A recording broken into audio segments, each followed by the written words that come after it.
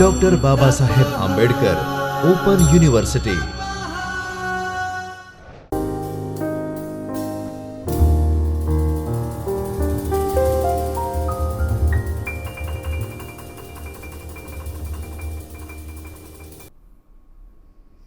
નમસ્તે વિદ્યાર્થી મિત્રો, તમારું સ્વાગત છે ડૉક્ટર બાબા સાહેબ આંબેડકર ઓપન યુનિવર્સિટીના ઓનલાઈન અથવા તો વર્ચ્યુઅલ લેક્ચર્સમાં. તમે યુટ્યુબ ઉપર પણ આ જોઈ શકશો અને વંદે ગુજરાત ચેનલ ઉપર પણ આ વ્યાખ્યાનો તમે જોઈ શકશો. થર્ડ યરના સ્ટુડન્ટ્સ, તમારું જે પેપર 9મું છે એ 9મા પેપરની ECOM 9 જેનો કોડ છે એ આજે પેપર આપણે વ્યાખ્યાન લેવાના છીએ. આધુનિક આર્થિક વૃદ્ધિના જે પ્રશ્નો હોય છે, તમને ખ્યાલ છે કે જેમ જેમ વિકાસના તબક્કાઓ ફરે છે તેમ તેમ એ વિકાસના તબક્કાઓના જે પ્રશ્નો છે એ પ્રશ્નો પણ જુદા જુદા હોય છે. એક સમયે આપણી પાસે પ્રશ્નો હતા કે આપણી પાસે ઇલેક્ટ્રિસિટી નથી, આપણી પાસે રસ્તાઓ નથી. હવે ઘણા બધા એ પ્રશ્નો મોટા ભાગે સોલ્વ થઈ ગયેલા હોય છે. તો આપણે ચિંતિત હોઈએ છીએ આપણે ઇન્ટરનેટ કનેક્ટિવિટી માટે, ડિજિટલ લિટરસી માટે. તો આ બધા આપણા પ્રયત્નો હંમેશા આપણે એક સમસ્યાઓ આવતી જાય છે, જેમ આપણે નવા માઇલસ્ટોન આપણે પસાર કરીએ છીએ તેવી રીતે સમસ્યાઓ બદલાય છે અને આપણે એને સોલ્વ કરીએ એટલે આપણી વૃદ્ધિ અથવા તો આપણો વિકાસ થયેલો ગણી શકાય. તમે આ અથવા વિકાસ અથવા વૃદ્ધિ જે શબ્દ બોલી, પણ તમે થર્ડ યરના સ્ટુડન્ટ છો એટલે વૃદ્ધિ અને વિકાસ વચ્ચેનો ડિફરન્સ તો તમને ખ્યાલ હશે. આજે આપણે જે અભ્યાસ કરવાના છીએ એ સ્લાઇડમાં જુઓ તમે. તો પેપર છે 9મું આધુનિક આર્થિક વૃદ્ધિ અને વિકાસના વર્તમાન પ્રશ્નો. તમને ખ્યાલ હશે કે ઘણા બધા પ્રશ્નો છે. પોપ્યુલેશન અત્યારે પ્રશ્ન છે, પોલ્યુશન અત્યારે પ્રશ્ન છે, પણ વિકાસ અને વૃદ્ધિ માટેના જે પ્રશ્નો છે એમાં એક પ્રશ્ન આપણો એ આવે છે કે આપણે બજાર આધારિત આર્થિક વિકાસ કરવો કે એના માટે આયોજન કરવું.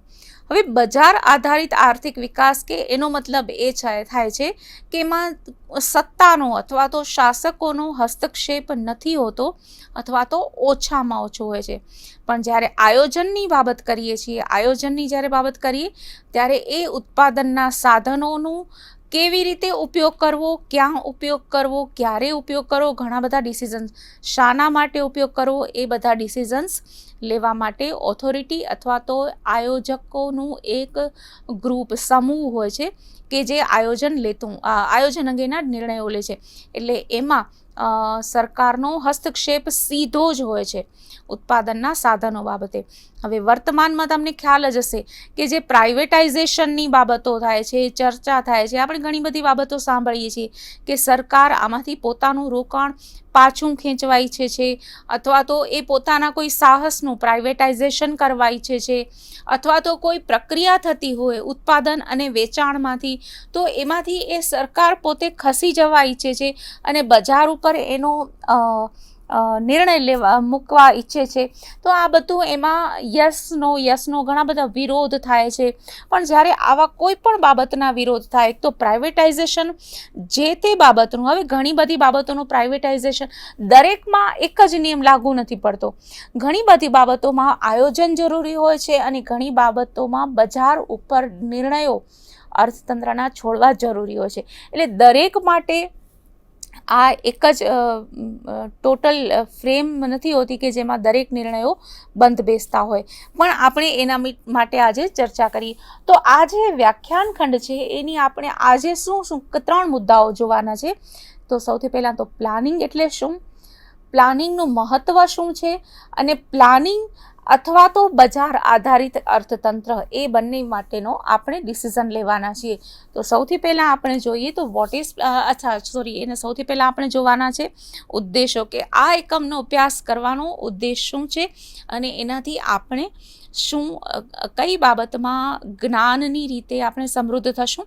તો આયોજન આધારિત અર્થતંત્ર કે બજાર આધારિત અર્થતંત્ર અંગેના ફાયદા અને ગેરફાયદાની આપણે ચર્ચા કરી શકીએ, એના માટેની આપણી ક્ષમતામાં વિકાસ થાય. તો સૌથી પહેલાં આપણે જોઈએ કે આયોજન એટલે શું, વોટ ઇઝ પ્લાનિંગ. તો ઓસ્કાર લેન્જ એનો જે વાક્ય છે અહીંયા તમે જુઓ કે આર્થિક વિકાસ માટે ઉત્પાદન કરવા માટે, હવે જો ઉત્પાદન પણ કરવું છે તો આર્થિક વિકાસનો હેતુ છે આપણો કે આર્થિક વિકાસ માટે ઉત્પાદન કરવા માટે ઉત્પાદનના સાધનોની ખાતરી કરવી. ખાતરી કરવી એટલે આપણી પાસે આટલા પ્રમાણમાં ઉત્પાદનના સાધનો છે, આ ક્ષમતાના ઉત્પાદનના સાધનો છે એવી ખાતરી કરવી. પછી સાધનોની ફાળવણી કરી. આપણે જ્યારે જે પણ ઉદ્દેશો નક્કી કર્યા હોય, પ્લાનિંગના, આર્થિક વિકાસ માટેના જે પણ ઉદ્દેશો નક્કી કર્યા હોય એના સંદર્ભમાં એ દરેક ઉદ્દેશો વચ્ચે, ઉદ્દેશોની પ્રાયોરિટી પ્રમાણે, મહત્ત્વ પ્રમાણે એ ઉદ્દેશો વચ્ચે સાધનોની ફાળવણી કરવાની થાય છે. તો સાધનો ગતિશીલ કરવા. હવે દાખલા તરીકે આપણને મૂડી રોકાણ માટે બચતોની જરૂર છે, તો પ્રજા પાસેથી બચતો કેવી, આપણે ખ્યાલ છે કે પ્રજા પાસે ઘણી બધી બચતો છે, તો પ્રજા પાસેથી બચતો ગતિશીલ કેવી રીતે કરવી, અથવા તો વિદેશી NRIs પાસે ઘણી બધી બચત છે, તો એ બધી બચતો ગતિશીલ કેવી રીતે કરવી. તો આ સાધનો ગતિશીલ કેવી રીતે કરવા એ પણ એક પ્રકારનું આયોજનનું એક એક્શન કહી શકાય. તો આ બધું કેન્દ્રીય સત્તા દ્વારા કરવામાં આવે છે અને એને આપણે આયોજન કહી શકીએ. આપણે પણ બધા આયોજન કરીએ છીએ કે આજે સન્ડે છે તો સવારે કયું કામ કરીએ, પણ જો એ મોટા ભાગે રાષ્ટ્રીય લેવલનું નથી હોતું તો એક કેન્દ્રીય સત્તા, જેમ આપણા કોઈ ઘરમાં કોઈ કેન્દ્રીય આપણી સત્તા હોય એ નક્કી કરે કે આજના દિવસમાં શું આપણે આખો દિવસ કરવાનું છે, તો એ કેન્દ્રીય સત્તાનું આયોજન કહી શકાય. વ્યક્તિગત આયોજન પણ હોઈ શકે. ખાનગી કંપનીઓ પણ પોતાના ટાર્ગેટ્સ, વેચાણ, ઉત્પાદન બાબતે આયોજન કરે છે, નફો વધારવા માટે આયોજન કરે છે. પણ જ્યારે અર્થતંત્રની, સમગ્ર અર્થતંત્રની બાબતે મેક્રો લેવલ પર જ્યારે પ્લાનિંગ થાય છે ત્યારે એ કેન્દ્રીય આયોજન કહેવાય છે. હવે આ આપણે બાબત જોઈ. આગળ જોઈએ તો આયોજન શા માટે કરીએ છીએ, આયોજનનું મહત્ત્વ શું છે?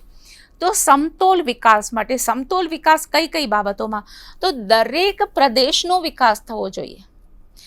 મહારાષ્ટ્ર, મધ્યપ્રદેશ, કર્ણાટક જેવા ઔદ્યોગિક રાજ્યો હોય, પૂર્વ ભારતના રાજ્યો હોય, ઉત્તર ભારતના કૃષિ પ્રધાન રાજ્યો હોય, દરેકનો જે તે પ્રદેશની જરૂરિયાત પ્રમાણે વિકાસ થાય.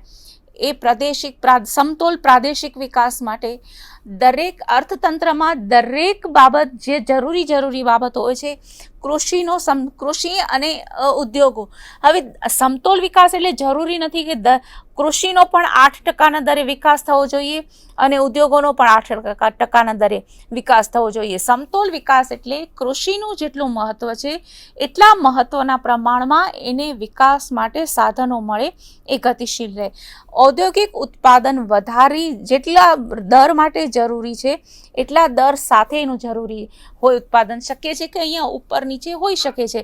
જો કૃષિ ઉત્પાદનનો વિકાસ દર 5% યોગ્ય રહેતો હોય તો ઔદ્યોગિક ઉત્પાદનનો દર 9% પણ કદાચ યોગ્ય રહે તો પણ એને બેલેન્સ કહી શકાય.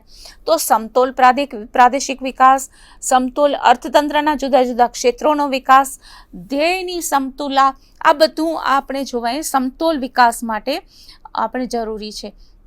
કારણ કે સમાજના અલગ અલગ વર્ગોનો પણ વિકાસ થવો જોઈએ, સમતોલ વિકાસ થવો જોઈએ.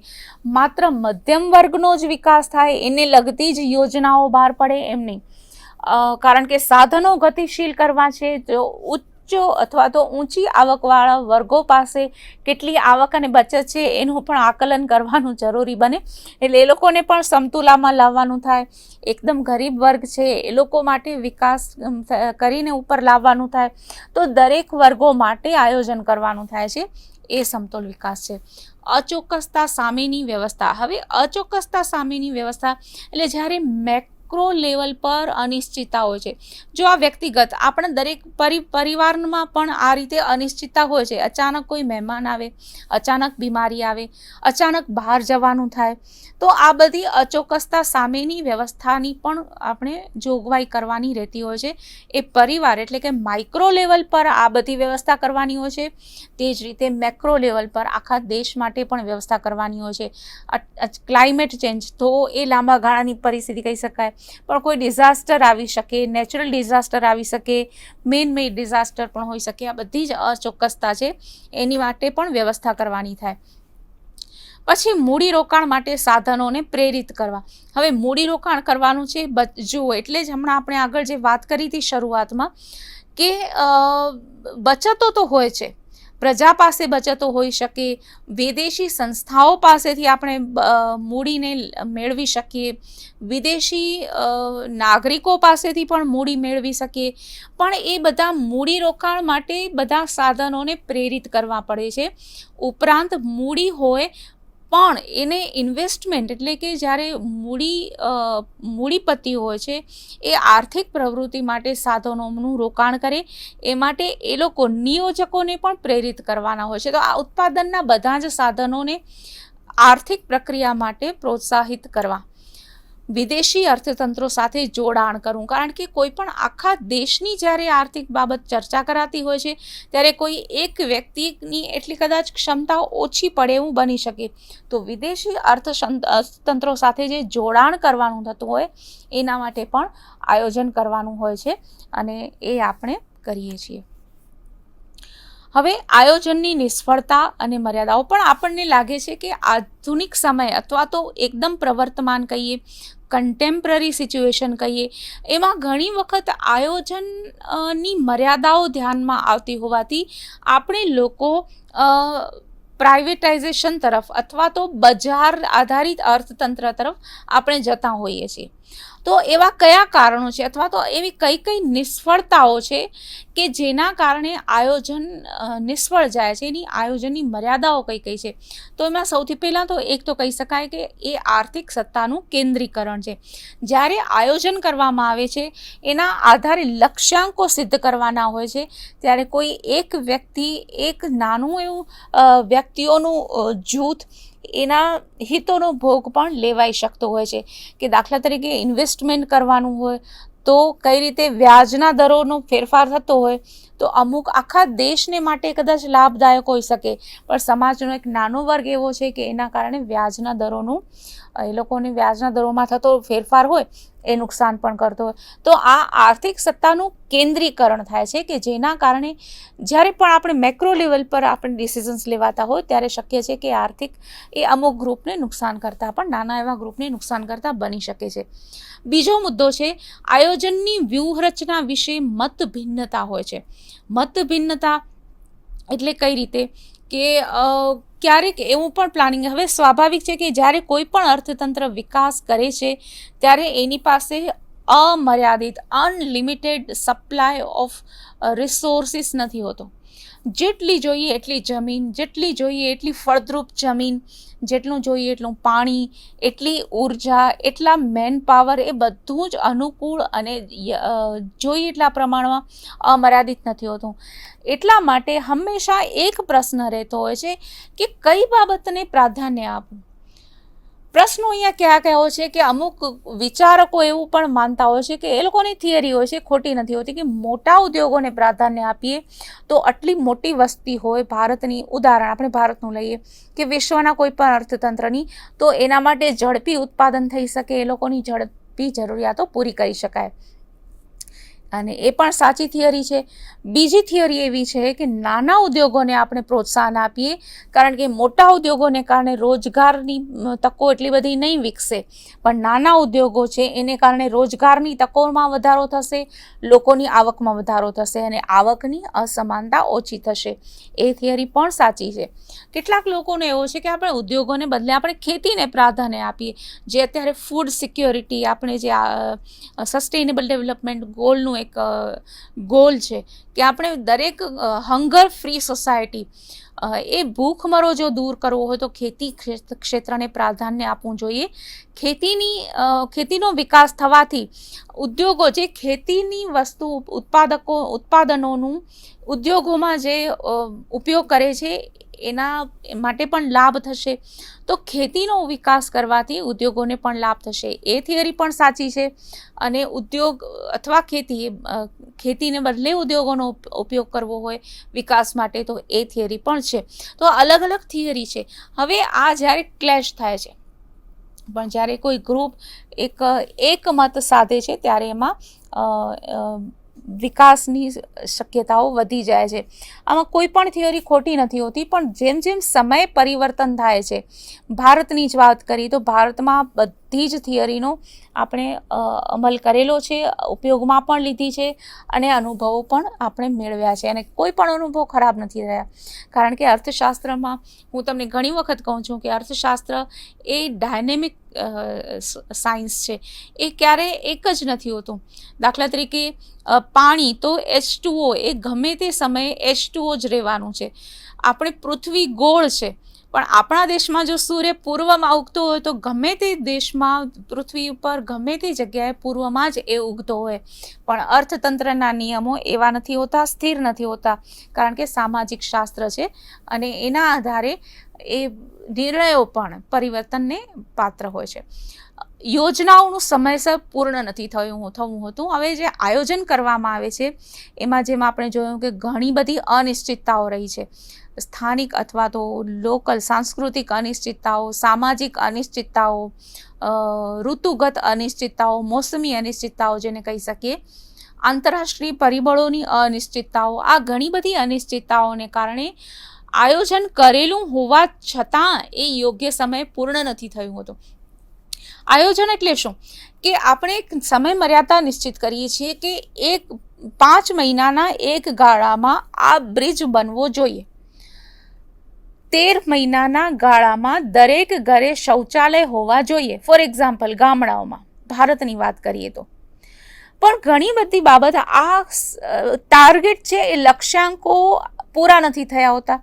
જ્યારે 5 મહિનાનો ટાર્ગેટ બ્રિજ બનાવવા માટે આપણે નક્કી કર્યો હોય છે, અથવા તો 13 મહિનાનો ગાળો આપણે નક્કી કર્યો હોય છે, તો એ વખતે અવેલેબલ રિસોર્સિસને ધ્યાનમાં રાખીને આપણે 5 મહિનાનો ગાળો નક્કી કર્યો હોય છે. પણ તેમ છતાં આપણે ઘણી વખત જોઈએ છે કે 5 મહિનાને બદલે ઘણા લાંબા ગાળા સુધી આ ટાર્ગેટ્સ પૂરા નથી થઈ શકતા.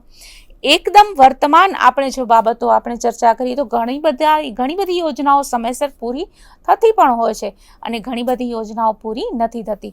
તો આ બધા કારણોસર યોજનાઓનું સમયસર પૂર્ણ ન થવું એ આયોજનની નિષ્ફળતાની એક મોટી મર્યાદા છે. ખર્ચમાં વધારો, જેમ જેમ સમય 5 મહિનામાં જો કોઈ લક્ષ્યાંક પૂરો થાય, કોઈ પ્રોજેક્ટ પૂરો થાય અને એ સમય જેટલો ખર્ચનું આકલન કરવામાં આવ્યું હોય એના કરતાં જ્યારે જેમ જેમ સમય લંબાય છે, 6 મહિના, 7 મહિના, 8 મહિના, ગમે તે, તો એ માટેનો ખર્ચ પણ વધતો જાય છે. એટલે જે આયોજન આપણે આટલા કરોડનો પ્રોજેક્ટ છે એને બદલે એની રકમ ઘણી મોટી થતી જાય છે. પછીનો મુદ્દો જોઈએ તો બજાર આધારિત અર્થતંત્રનું મહત્વ. હવે બજાર આધારિત આ બધા કારણોસર આપણે આયોજનને ઘણા બધા પસંદ નથી પણ કરતા અને બજાર આધારિત અર્થતંત્રનું મહત્વ સમજાવે છે. ઘણી બધી બાબતો એવી પણ હોય છે કે રેટેપિઝમ, એટલે કે એમાં જે અમલદારશાહી, એક મંજૂરી પછી બીજી જગ્યાએ મંજૂરી, ત્રીજી જગ્યાએ મંજૂરી, એમાંથી કોઈ પણ ખૂટે, તો એ બધા કારણોસર એ બજાર આધારિત અર્થતંત્રને મહત્વ આપે છે. પછીનું જે કારણ છે, એ મુદ્દો છે, એમાં આધુનિક અર્થતંત્રો. હવે આધુનિક અર્થતંત્રોમાં તમે જુઓ તો કોઈ પણ અર્થતંત્ર શુદ્ધ આયોજક અપનાવેલું નથી, કોઈ પણ અર્થતંત્ર શુદ્ધ બજાર ઉપર આધારિત પણ નથી. તમે કોઈ પણ જગ્યાએ જુઓ તો કોઈ પણ અર્થતંત્ર સામાન્ય રીતે થોડાક સમય પહેલાં એટલે લગભગ 150, 200, 250 વર્ષ પહેલાં એ સમાજવાદ એટલે કે પ્યોર આયોજન ઉપર આધારિત એવું અર્થતંત્ર અને અથવા તો એનો કોન્સેપ્ટ હતો, શુદ્ધ મૂડીવાદ હતો કે જે પૂરી રીતે બજાર ઉપર આધારિત હોય. પણ વર્તમાન સમયમાં તમે કોઈ પણ જગ્યાએ જુઓ, હવે એ વખતે એક્ઝામ્પલ અપાતું હતું અમેરિકાનું, કે અમેરિકા એક એવું અર્થતંત્ર છે જે પૂર્ણ મૂડીવાદી અર્થતંત્રનું ઉદાહરણ હતું, બજાર આધારિત અર્થતંત્ર. પણ વર્તમાન સમયમાં એવું કોઈ અર્થતંત્ર નથી કે જ્યાં મૂડીવાદ હોય તેમ છતાં સરકારનો કોઈ પણ આર્થિક બાબતમાં હસ્તક્ષેપ ન હોય. ઉદાહરણ તરીકે કહી શકીએ તો કે બીજા દેશોના માંથી આયાતી વસ્તુઓ ઉપર લગાવવામાં આવતી ડ્યુટી, તો એ પણ એક પ્રકારનો સરકારનો હસ્તક્ષેપ જ છે. ભલે બજાર આધારિત અર્થતંત્ર હોય તેમ છતાં જ્યારે આયાત જકાત કે આયાત નિકાસ ઉપર જે કોઈ પણ એમાં જો એને પ્રોત્સાહન આપવામાં આવતું હોય અથવા તો પ્રતિબંધો લગાવવામાં આવતા હોય તો એ એક પ્રકારનો સરકારનો હસ્તક્ષેપ જ છે. એટલે શુદ્ધ રીતે જોઈએ તો ક્યાંય મૂડીવાદ હોતો નથી, શુદ્ધ રીતે જોઈએ તો ક્યાંય પણ સમાજવાદ હોતો નથી. એટલે કે માત્ર આયોજન. ઘણી બધી બાબતો છે એ મુક્ત અર્થતંત્રને હવે ટ્રાન્સફર થતી જ હોય છે. એટલે એ જ રીતે મિશ્ર અર્થતંત્રમાં પણ એ જ્યારે સરકારની ભૂમિકાઓ બદલાતી હોય છે, તો સરકારની જ્યારે ભૂમિકા બદલાય ત્યારે એ અર્થતંત્રમાં એની કામગીરી પણ બદલાય અને એ આયોજનના મુદ્દાઓ પણ બદલાય. હવે તમને ખ્યાલ છે કે કૃષિ ક્ષેત્ર મોટા ભાગે મુક્ત અર્થતંત્ર ઉપર આધારિત રહ્યું, પણ જ્યારે સરકાર એમાં હસ્તક્ષેપ કરે, આપણે એમ કહી શકીએ કે જ્યારે સરકાર કિસાનો પાસેથી ખરીદી કરે એટલો પાર્ટ એ આયોજનમાં આવે, ખેડૂતો જ્યારે પોતાની રીતે બજારમાં વેચે ત્યારે એટલો પાર્ટ આવે મુક્ત અર્થતંત્રમાં. તો મિશ્ર અર્થતંત્ર મોટા ભાગે હોતું હોય છે આધુનિક અર્થતંત્ર. હવે આપણે આ મુદ્દામાં જોઈએ તો પ્રજા કલ્યાણ માટે આર્થિક બાબતોમાં સરકારનો હસ્તક્ષેપ હોય છે. જે તમે ખ્યાલ હશે કે આપણે ઘણી વખત જોઈએ છીએ કે સરકાર છે એક સમય એવો હતો કે સરહદોનું રક્ષણ કરે.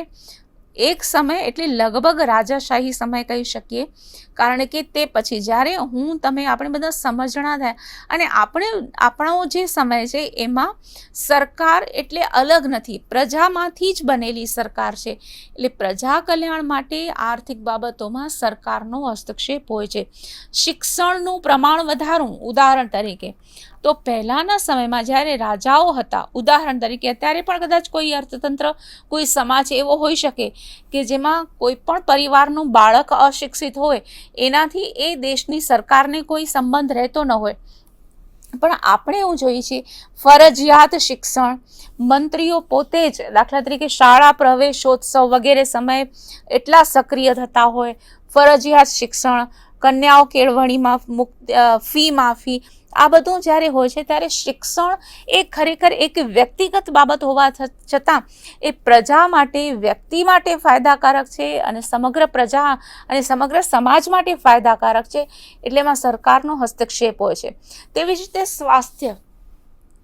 તો ઘણી બધી બાબતો એવી હોય છે કે જેમાં આપણને સીધી રીતે લાગે કે સરકારે ખરેખર તો આમાં સીધું એન્ટર થવાની જરૂર નથી હોતી, પણ કારણ કે પ્રજા કલ્યાણકારી એનું લક્ષ્ય હોય છે, પ્રજાનું કલ્યાણ સરકારનું લક્ષ્ય હોય છે, તો એમાં આર્થિક બાબતોમાં સરકારનો હસ્તક્ષેપ હોય છે. તો આ બધી બાબતોની આપણે જ્યારે ચર્ચા કરીએ ત્યારે તમે મને જરૂરથી યાદ કરજો. અને જ્યારે પણ તમે આ રીતે પોતાના આજુબાજુના અભ્યાસ અને તમારા પોતાના વિચારો લખો કે તમે શું માનો છો કે આયોજન હોવું જોઈએ કે બજાર હોવું જોઈએ. તમે ઇતિહાસના સંદર્ભમાં, એટલે કે તમારો જે અભ્યાસક્રમ છે એના મુદ્દાઓ તો અભ્યાસમાં કરજો જ તૈયાર, પણ વર્તમાન સમયને ધ્યાનમાં રાખીને પણ તમે એક એવું કરો કે તમારા તર્ક મને જણાવો કે કઈ બધી બાબતોમાં આયોજન જરૂરી છે, કઈ બાબતો મુક્ત અર્થતંત્ર અથવા તો બજાર આધારિત અર્થતંત્ર માટે હોવી જરૂરી છે. આ બધી બાબતો મને તમે જરૂરથી જણાવજો. અને મારો ઈમેલ અને સંપર્કની વિગતો જરૂરથી મને નોંધી લેજો. તો મારો ઈમેલ આઈડી kruti.chhaya@baou.edu.in KRUTI.CHHAYA. અહીંયા ધ્યાન રાખજો ક્યાંય પણ ડોટનું સ્થાન ફેર ન થાય, નહીં તો તમારો ઈમેલ મને પહોંચી નહીં શકે. બ્લોગ પર તમે મારી પોસ્ટ જોઈ તમે એના પર તમારી કમેન્ટ્સ પણ મોકલી શકો છો. હું ફરીથી તમારો સંપર્ક કરવા માટે આતુર રહીશ.